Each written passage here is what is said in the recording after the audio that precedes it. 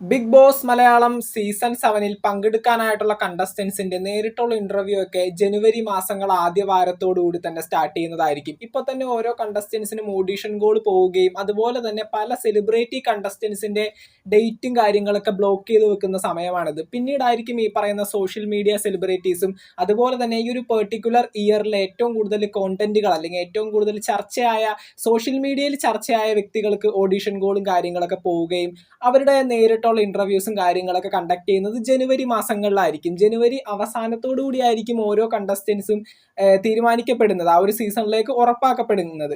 അതിനുശേഷമായിരിക്കും ഈ പറയുന്ന ബിഗ് ബോസിന്റെ പ്രൊമോയും ലോഗോയും കാര്യങ്ങളൊക്കെ ലോഞ്ച് ചെയ്യുന്നത്. അപ്പൊ എന്തൊക്കെയാണെങ്കിലും നമ്മൾ ഈ ഒരു വീഡിയോയിൽ ചർച്ച ചെയ്യാൻ പോകുന്നത് ഈ പറയുന്ന 2024 വർഷം ഏറ്റവും കൂടുതൽ ട്രെൻഡിങ്ങിൽ സോഷ്യൽ മീഡിയയിൽ ചർച്ചയായ കുറച്ചധികം പേരുകളാണ്. ഈ പറയുന്ന എല്ലാവർക്കും ഓഡീഷൻ കോൾ പോകാനായിട്ടുള്ള സാധ്യതയുണ്ട്. കാരണം ഇവരൊക്കെ ഈ ഒരു വർഷം നല്ല രീതിയിൽ ട്രെൻഡിങ്ങിൽ സോഷ്യൽ മീഡിയ അടക്കി ഭരിച്ചിരുന്ന വ്യക്തികളാണ്. തീർച്ചയായിട്ടും ഇവരെയൊക്കെ ബിഗ് ബോസിൽ നിന്ന് അപ്രോച്ച് ചെയ്യുന്നതായിരിക്കും.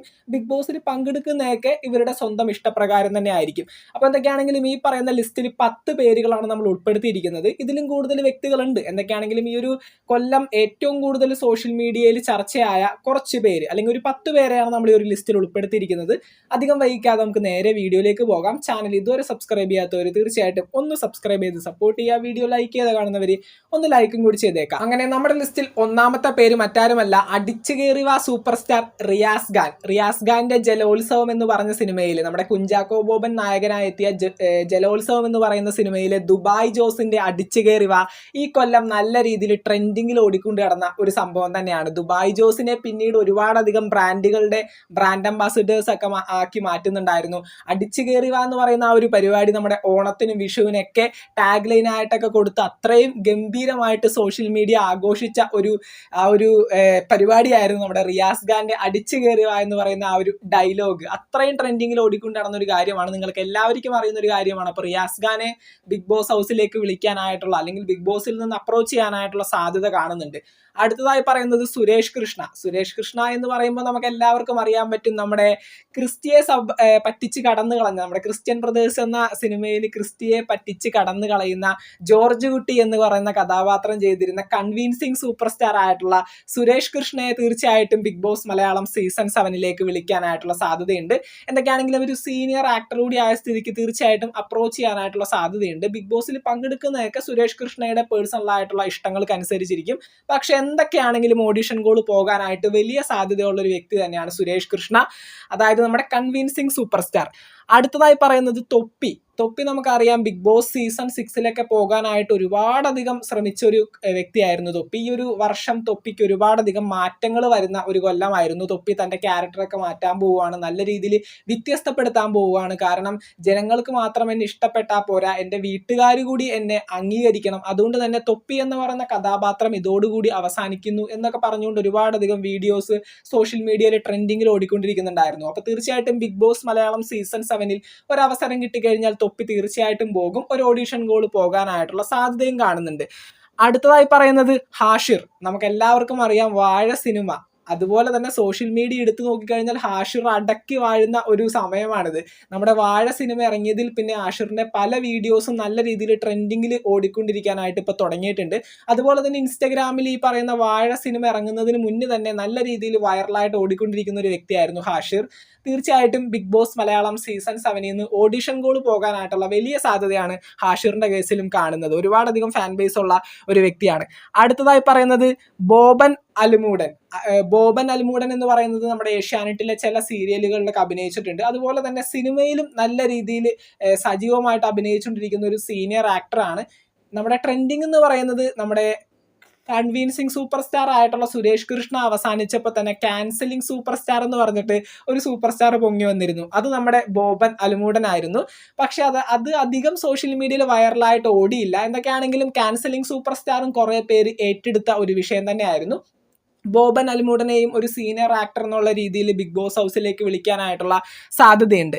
അടുത്തതായി പറയുന്നത് ബാല, ആക്ടർ ആയിട്ടുള്ള ബാലയെയും ഈ പ്രാവശ്യം ബിഗ് ബോസിൽ വിളിക്കാനായിട്ടുള്ള സാധ്യതയുണ്ട്. പോലീസ് കേസും അതുപോലെ തന്നെ വൈറലായിട്ടുള്ള പല വീഡിയോസും മുൻനിർത്തിക്കൊണ്ട് ഈ ഒരു വർഷം ബാല സോഷ്യൽ മീഡിയയിൽ കളിച്ച കളി ചെറിയ കളികളൊന്നും ആയിരുന്നില്ല, വലിയ കളികൾ തന്നെയായിരുന്നു. തീർച്ചയായിട്ടും ബിഗ് ബോസ് മലയാളം സീസൺ 7 ഒരു ഓഡിഷൻ കോൾ ബാലയ്ക്ക് പോകാനായിട്ടുള്ള സാധ്യതയുണ്ട്. ബാലയ്ക്ക് കുറേ കാര്യങ്ങൾ നാട്ടുകാരോട് വിളിച്ചു പറയാനുള്ളത് കൊണ്ട് തന്നെ ഒരവസരം കിട്ടിക്കഴിഞ്ഞാൽ ബാല അത് വെറുതെ കളയുമെന്ന് തോന്നുന്നില്ല. തീർച്ചയായിട്ടും പങ്കെടുക്കാനുള്ള സാധ്യതയും കാണുന്നുണ്ട്.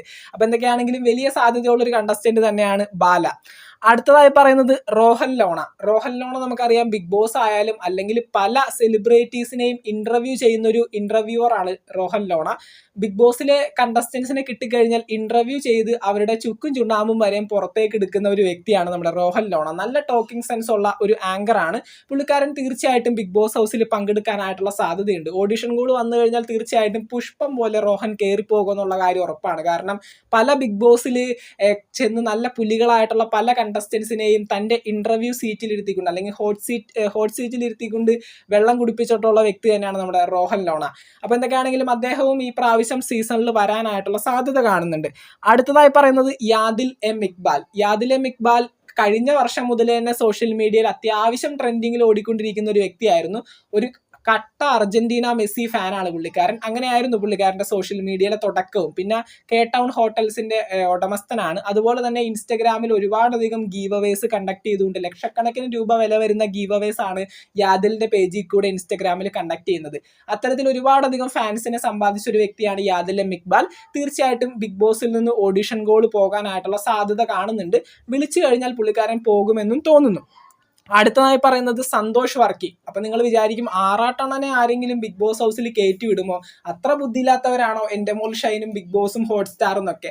അങ്ങനെയൊന്നും അല്ല. ആറാട്ടണ്ണൻ നിങ്ങൾ വിചാരിക്കുന്നത് പോലെ അത്ര ബുദ്ധിയില്ലാത്ത വ്യക്തിയൊന്നും അല്ല. ഇപ്പൊ എന്തൊക്കെയാണെങ്കിലും പുള്ളിയുടെ വീഡിയോസും കാര്യങ്ങളൊക്കെ കാണുന്നവർക്ക് മനസ്സിലായി കാണും. ആദ്യം ഒന്ന് ട്രെൻഡിങ്ങിലാവാൻ വേണ്ടി മാത്രമായിരുന്നു കുറച്ച് മണ്ടത്തരങ്ങളൊക്കെ വിളിച്ചു പറയാൻ തുടങ്ങിയത്. ഇപ്പൊ വളരെ ചിന്തിച്ചും ഓരോ കാര്യങ്ങളൊക്കെ നല്ല വ്യക്തമായിട്ട് ചിന്തിച്ചു പറയുന്ന ഒരു വ്യക്തിയാണ്. ഇപ്പൊ മൂവീസിന്റെ റിവ്യൂ ഒക്കെ പറയുമ്പോൾ വളരെ നല്ല രീതിയിൽ ഒരു സിനിമ എടുത്ത ആളെങ്ങനെ റിവ്യൂ പറയും, അത്രയും പെർഫെക്റ്റ് ആയിട്ടാണ് ഇപ്പൊ കാര്യങ്ങളൊക്കെ പറയുന്നത്. ബിഗ് ബോസ് ഹൗസിൽ വിളിക്കുകയാണെങ്കിൽ തീർച്ചയായിട്ടും നല്ല കോണ്ടന്റുകൾ ഉണ്ടാക്കാൻ പറ്റുന്ന ഒരു വ്യക്തി തന്നെയാണ് സന്തോഷ് വർക്കി, അതായത് ആറാട്ടണ്ണൻ.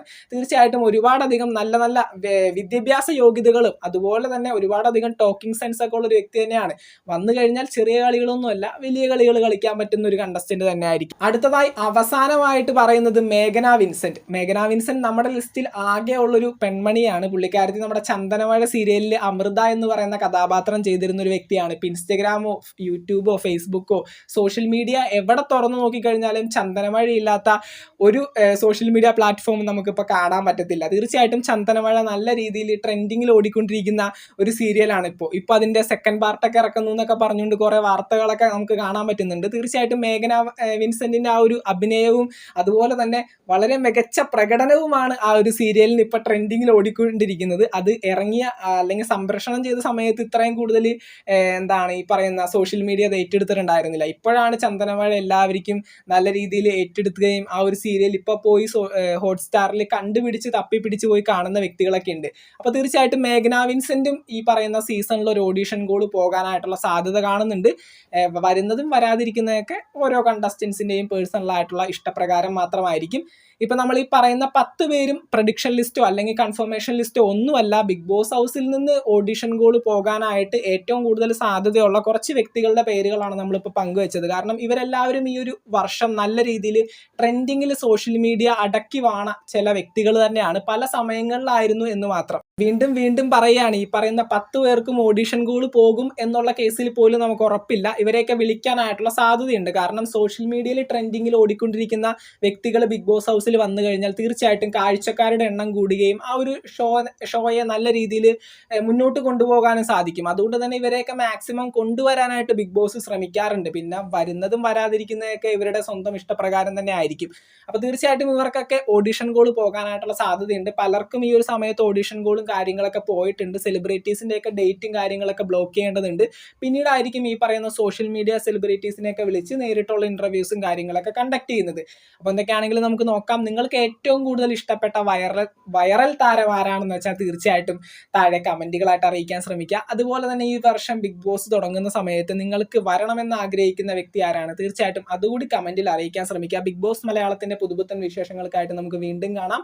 ചാനൽ ഇതുവരെ സബ്സ്ക്രൈബ് ചെയ്യാത്തവർ തീർച്ചയായിട്ടും ഒന്ന് സബ്സ്ക്രൈബ് ചെയ്ത് സപ്പോർട്ട് ചെയ്യുക. വീഡിയോ ലൈക്ക് ചെയ്ത് കാണുന്നവർ ഒന്ന് ലൈക്കും കൂടി ചെയ്തേക്കാം. നമുക്ക് മറ്റൊരു വീഡിയോ കാണാം. താങ്ക്